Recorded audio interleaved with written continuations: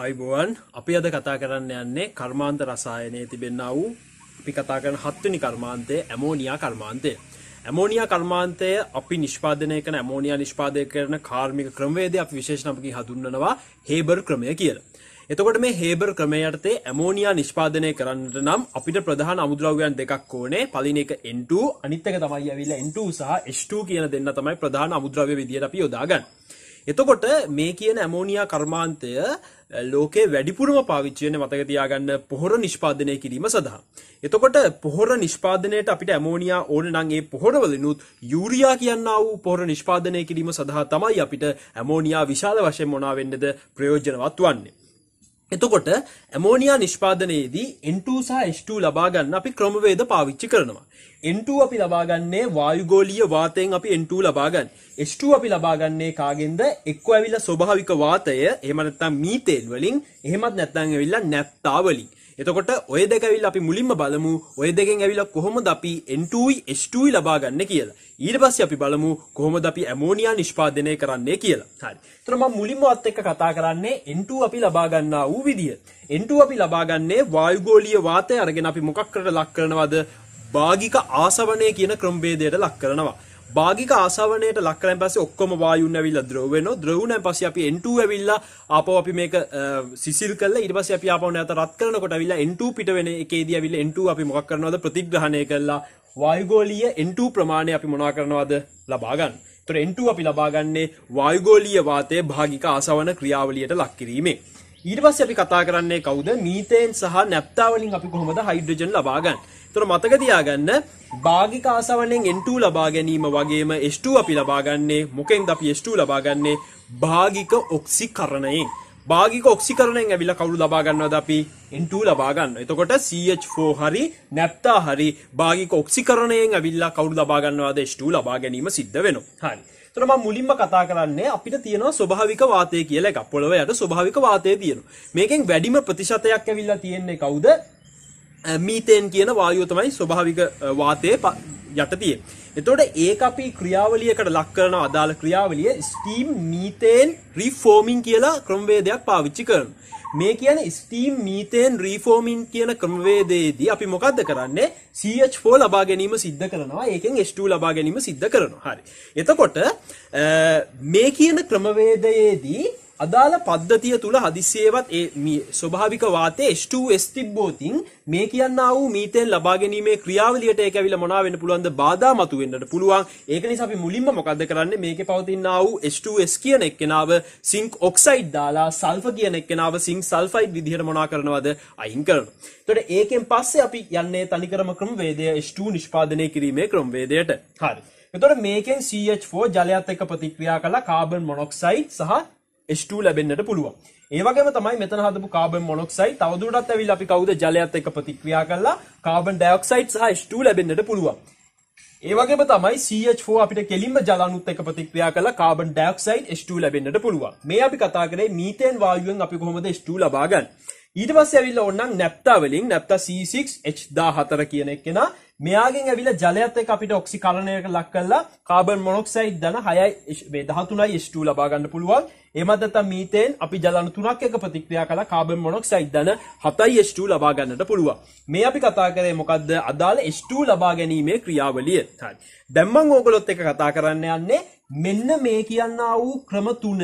මේ කියනා වූ ක්‍රම තුනේ අපිට භෞත රසායනික මූලධර්මයන් භාවිතා කළා අපිට පුළුවන් මේ H2 ප්‍රමාණය මොනවා කරගන්නද? වැඩි කරගන්න. හරි. ඒතර මුල්ම භෞත රසායනික මූලධර්මය තමයි මම භාවිතා කරන ජල වාෂ්ප ප්‍රමාණය වැඩි කරොත් මොකක්ද වෙන්නේ? මේ පැත්ත වැඩි කරොතින් ලේචට්ලිය මූලධර්මයේ අණුව ජල වාෂ්ප ඇවිල්ලා මොනවා කරන්නද? අඩු කරගන්න උත්සාහ කරනවා. ඒතර මේ ප්‍රතික්‍රියාව කොයි පැත්තට නැඹුරු වෙන්න පටන් ගන්නවද? දකුණට නැඹුරු වෙන්න පටන් ගන්නවා. මේක දකුණට නැඹුරු වෙනවා කියන්නේ පද්ධතියේ පවතිනා වූ H2 ප්‍රමාණය මොනවා වෙන්න පටන් ගන්නවද? වැඩි වෙන්නට පටන් ගන්නවා. ඒතර පළවෙනි එක තමයි අපි ජල වාෂ්ප මොනවා කිරීමද? වැඩි කිරීම.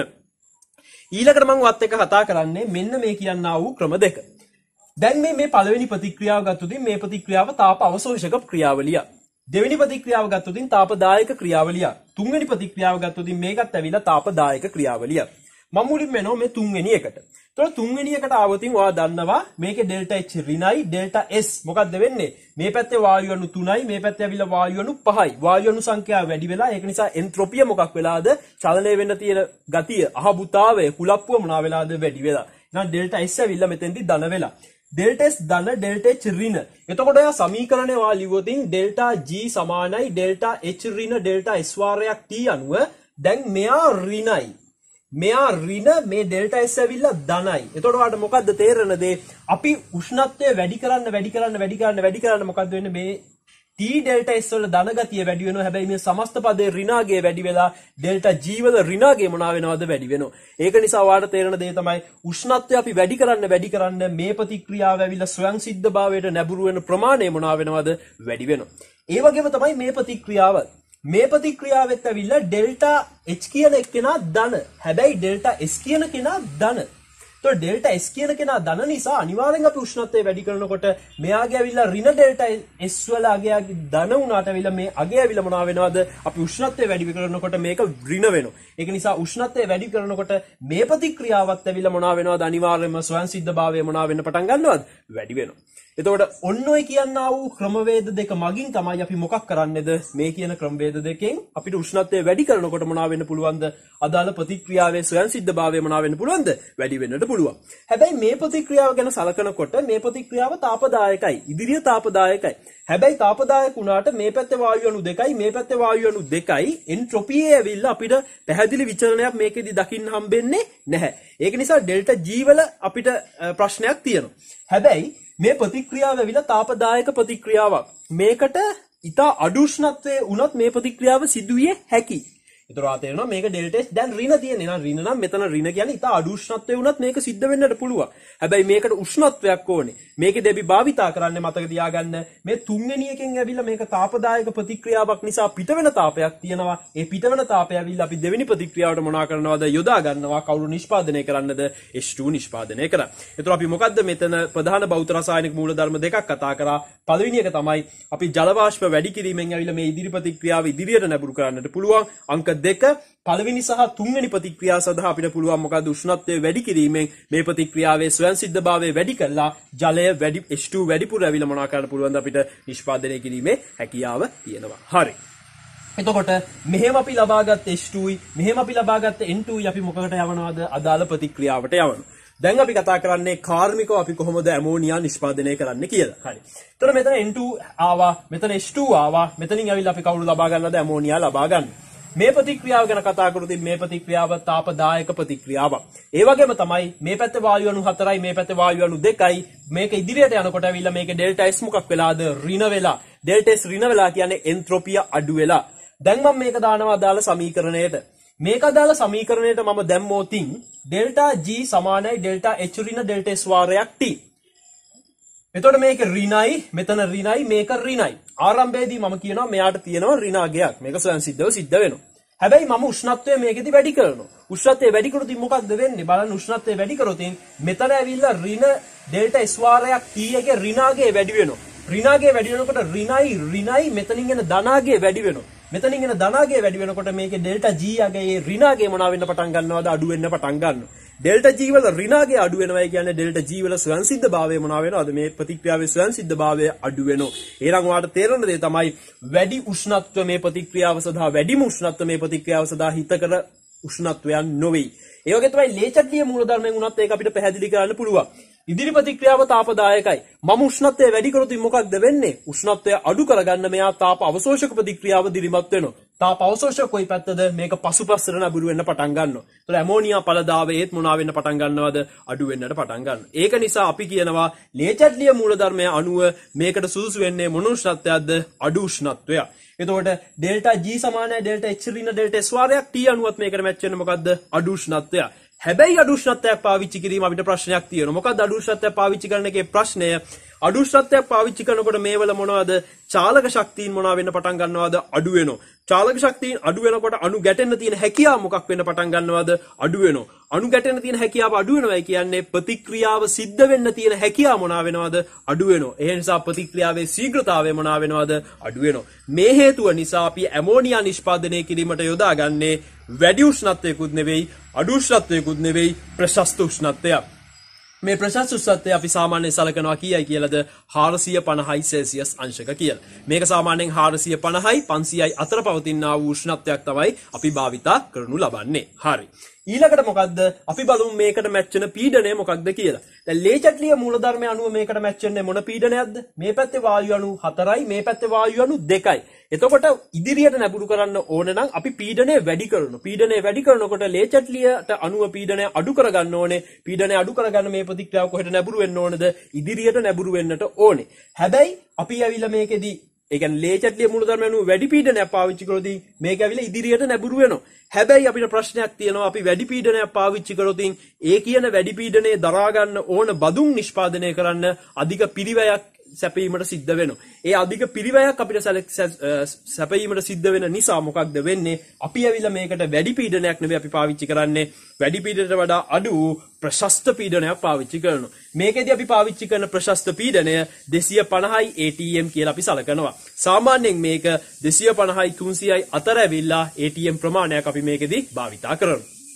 ඊළඟට මේ ප්‍රතික්‍රියාව ගැන සැලකුවොත් මේ ප්‍රතික්‍රියාවේ සක්‍රීය ශක්තිය ගොඩක් විශාලයි. සක්‍රීය ශක්තිය විශාල නිසා මේක උත්ප්‍රේරක නැතුව ප්‍රතික්‍රියා කරන්නෙම නැහැ. ඒක නිසා අපි මොකද්ද කරන්නේ? උත්ප්‍රේරක දාලා මේක සක්‍රීය ශක්තිය වැඩි ගමන් මාර්ගයෙන් නොවි සක්‍රීය ශක්තිය අඩු වෙනත් ගමන් මාර්ගයක් ඔස්සේ ගමන් කරනවා. හරි. ඒතොර ඒ සඳහා අපිට මැච් වෙනවා මේකෙදි අපි භාවිතා කරනවා කවුද? යකඩ කුඩු අපි මේකෙදි පාවිච්චි කරනවා උත්ප්‍රේරක වශයෙන්. ඒතොර මේ කියනා වූ යකඩ කුඩුත් ඇවිල්ලා ඒත් එක්ක යකඩ කුඩු ඇවිල්ලා උත්ප්‍රේරණය වර්ධනය කරන්න අපි කවුරු භාවිතා කරනවද? Al2O3 සහ K2O අපි පාවිච්චි කරනවා උත්ප්‍රේරක වර්ධක විදිහට. ඒතර උත්ප්‍රේරක යකඩ කුඩු උත්ප්‍රේරක වර්ධක විදිහට Al2O3 සහ K2O. හරි. ඊට පස්සේ අපි මොකද්ද කරන්නේ? ඊළඟ භෞත රසායනික මූලධර්ම අංක 4 අපි මේකේ සාන්ද්‍රණය ඉහළ මට්ටමකින් ඇවිල්ලා ප්‍රශස්ත අනුපාතයට මිශ්‍ර කරනවා. දැන් ඔයා හිතන්න මේකේ අනිවාර්යෙන් ඇවිල්ලා අපි සාන්ද්‍රණ අනුපාත මිශ්‍ර කරන්න ඕනේ කියලාද 1:3ට. ඒකට ප්‍රධාන හේතු දෙකක් තියෙනවා. පළවෙනි එක තමයි ඇවිල්ලා සාමාන්‍යයෙන් N2 සහ H2 ලබා ගැනීමේ ක්‍රියාවලිය ගත්තොත් මොන ක්‍රියාවලියද ඒවා? ඒවා සංකීර්ණ ක්‍රියාවලි. ඒතර සංකීර්ණ ක්‍රියාවලියකදී අපි සාමාන්‍යයෙන් ඇවිල්ලා අපිට ඇමෝනියා ඇවිල්ලා හරි ප්‍රශස්ත මට්ටමින් ඇවිල්ලා නිවැරදි ඇමෝනියා පළදාවක් ලබා ගන්නට නම් අපි මොකක් කරන්න ඕනේද? નિયમિત අනුපාතයකින් තමයි ඇවිල්ලා අපි මිශ්‍ර කරන්නට ඕනේ. එහෙම අනුපාතයකින් මිශ්‍ර කරොතින් තමයි අදාළ ප්‍රතික්‍රියාවේ ඇමෝනියා අපි අපේක්ෂා කරන පළදාව අපිට ලැබෙන්නේ. අංක දෙවෙනි හේතුව තමයි අපි එක්කෙනෙක් නෑර වෙන කෙනෙක් ඇවිල්ලා ගොඩක් එකතු කරොතින් මොකක්ද වෙන්නේ? දැන් උත්ප්‍රේරක පෘෂ්ඨය මෙහෙමනම් අනිවාර්යෙන් උත්ප්‍රේරකය හරහා ප්‍රතික්‍රියාව වෙන්න නම් මේ කියන H2 සහ N2 කියන ඒවා මේ උත්ප්‍රේරක පෘෂ්ඨයට අධිශෝෂණය වෙන්නට ඕනේ. ඒතර අපි වැඩිපුර කෙනෙක්ව භාවිතා කරොතින් මොකක්ද වෙන්නේ? N2ම ඇවිල්ලා N2 අපි වැඩිපුර පාවිච්චි කරොත් N2 ඇවිල්ලා මේ විදිහට ගොඩක් ඇවිල්ලා මේකට අධිශෝෂණය වෙන්නට පුළුවන්. එහෙම ගොඩක් මේකට අධිශෝෂණය වුණොත් මොකක්ද වෙන්නේ? එතෙන්දී ඇවිල්ලා අදාළ අපි අපේක්ෂා කරන ප්‍රතික්‍රියාව හරියට සිද්ධ වෙන්නේ නැහැ. අදාළ යකඩවල උත්ප්‍රේරක ක්‍රියාව හරියට සිද්ධ වෙන්නේ නැහැ. ඒ හේතු දෙක නිසා අපි මේකට පාවිච්චි කරන්නේ මොකද්ද? අදාළ ඉහළ මට්ටමකින් පාවිච්චි කරනවා සාන්ද්‍රණ. හේතුව තමයි මේ දෙක ඉහළ මට්ටමකින් පාවිච්චි කරොතින් තමයි ලේචට්ලිය මූලධර්මය අණුව මේකදී ඇවිල්ලා ඉහළ මට්ටමින් පවතිනා වූ සාන්ද්‍රණ අඩු කරගන්න මේ ප්‍රතික්‍රියාව කොහෙට නැඹුරු වෙන්නේද? ඉදිරියට නැඹුරු වෙන්නේ. ඒ වගේම තමයි එතනත් එක්කම අපි පාවිච්චි කරනවා ප්‍රශස්ත අනුපාත මේකට පාවිච්චි කරනවා. එතකොට මේකෙදි පාවිච්චි කරන ප්‍රශස්ත අනුපාතය 1:3 කියන අනුපාතය. ඊට පස්සේ අපි අවසානයේදී මෙයාගේ ඇවිල්ලා ඇමෝනියා මොනා කරනවද? සිසිල් කළා ද්‍රවීකරණයට ලක් කරනවා. එතකොට මේකෙන් ඉහළ සාන්ද්‍රණ අනුපාත භාවිතා කරනවා වගේම අපි ක්‍රමිකව මේකෙන් ඇවිල්ලා ඇමෝනියා මොනා කරනවද? ඉවත් කරනවා. ඇයි ඇමෝනියා ඉවත් කරන්නේ? අපි ඇමෝනියා ඉවත් කරනකොට ලේචට්ලිය මූලධර්මය අනුව ඇමෝනියා අඩු වෙනවා. ඇමෝනියා අඩු වුණාන් පස්සේ ලේචට්ලිය උත්සාහ කරනවා අඩු වෙච්ච ඇමෝනියා මොනා කරගන්නද? වැඩි කරගන්න. ඒ නිසා ප්‍රතික්‍රියාව කොහෙට නැඹුරු වෙන්න පටන් ගන්නවද? ඉදිරියට නැඹුරු වෙන්නට පටන් ගන්න. එතකොට මේ හේතුව නිසා අපි මොකද්ද කරන්නේ? ඇමෝනියා සිසිල් කරලා ඇවිල්ලා මොනා කරනවද? ද්‍රවීකරණය කරනවා. ඒතර ඔයා තව දෙයක් දැනගන්න ඕනේ. ඇමෝනියා වල තාපාංකයයි N2 වල තාපාංකයයි H2 වල තාපාංකයයි ගැන කතා කරොත් ඇමෝනියා වල තාපාංකය ගොඩක් අඩුයි. අර දෙකේ තාපාංකය ගොඩක් වැඩි. ඒක නිසා ඇවිල්ලා අපිට පුළුවන් මොකද්ද? අදාළ පද්ධතිය සිසිල් කරනකොට ඉක්මනින්ම ඇවිල්ලා කවුරු ද්‍රව බවට පත් වෙනවද? ඇමෝනියා ද්‍රව බවට පත් වෙනවා. ඒතර ඇමෝනියා ද්‍රව බවට පත් වුණාන් පස්සේ පද්ධතිය ඉතුරු වෙන්නේ කවුරු විතරද?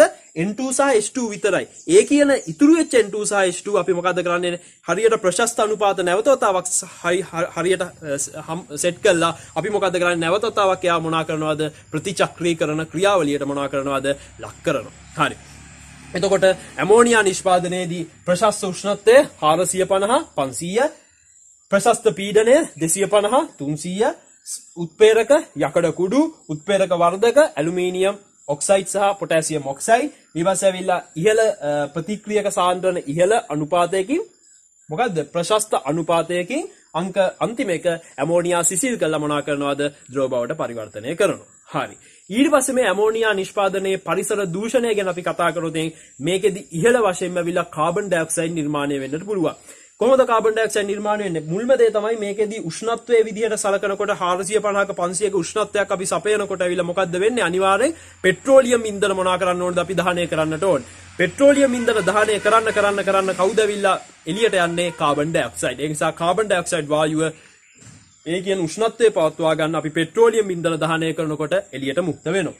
අංක දෙක තමයි මොකද්ද? මෙන්න මෙතෙන්දී ඔයා දන්න දේ තමයි මේ අපි H2 ලබා ගැනීමේ ක්‍රියාවලියේදී අධික ලෙස මේ කාබන් ඩයොක්සයිඩ් වායුව මොකක් වෙනවද? එළියට යනවා. සාමාන්‍යයෙන් අපි කියනවා H2 ලබා ගැනීමේ ක්‍රියාවලියේදී H2 අපි ලබා ගන්න ක්‍රියාවලිය වගේ 3 ගුණයක ප්‍රමාණයක් කාබන් ඩයොක්සයිඩ් එළියට යනවායි කියලා කියනවා. ඒතකොට කාබන් ඩයොක්සයිඩ් මේ විදිහට එළියට යාම නිසා මොකක්ද වෙන්නේ? එතෙන්දිත් ඇවිල්ලා කාබන් ඩයොක්සයිඩ් මුක්ත වීම සිද්ධ වෙනවා. මේ කියන කාබන් ඩයොක්සයිඩ් ඉවතට යාම නිසා මොකක්ද වෙන්නේ?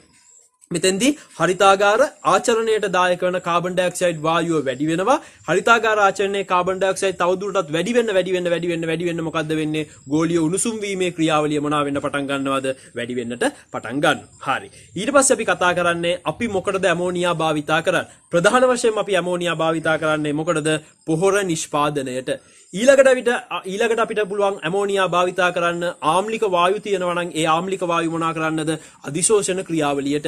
ඊට පස්සේ අපිට ඕන නම් ඇමෝනියා භාවිතා කරන්න පුළුවන් රබර් කිරි තියෙනවා. ඒවා රබර් කිරි කැටි ගැසීම වළක්වන්නට අපිට කවුරු භාවිතා කරන්න පුළුවන්ද? ඇමෝනියා භාවිතා කරන්නට පුළුවන්. ඒ නිසා ඔය ඇමෝනියා වල ප්‍රයෝජන විදිහට අපි ඔයව මොනා කරනවද? භාවිතා කරනවා. එතකොට මේ ටික තමයි ඇවිල්ලා මට ඇමෝනියා ගැන ඔයත් එක්ක කතා කරන්න තියෙන්නේ. ඉතින් ඇමෝනියා සම්බන්ධව ඉනෝගනික් වලත් මම මේ විදිහටම වීඩියෝ එකක් කරලා තියෙනවා. ඒකත් මේත් එක්කම ඇවිල්ලා ඔයා බලලා යාළුවන්ට බලන්න ඇවිල්ලා මේක ෂෙයා කරන්න, මේකට ලයික් කරන්න, කමෙන්ට් කරන්න, මගේ channel එක subscribe කරන්න. බොහොම ස්තුතියි.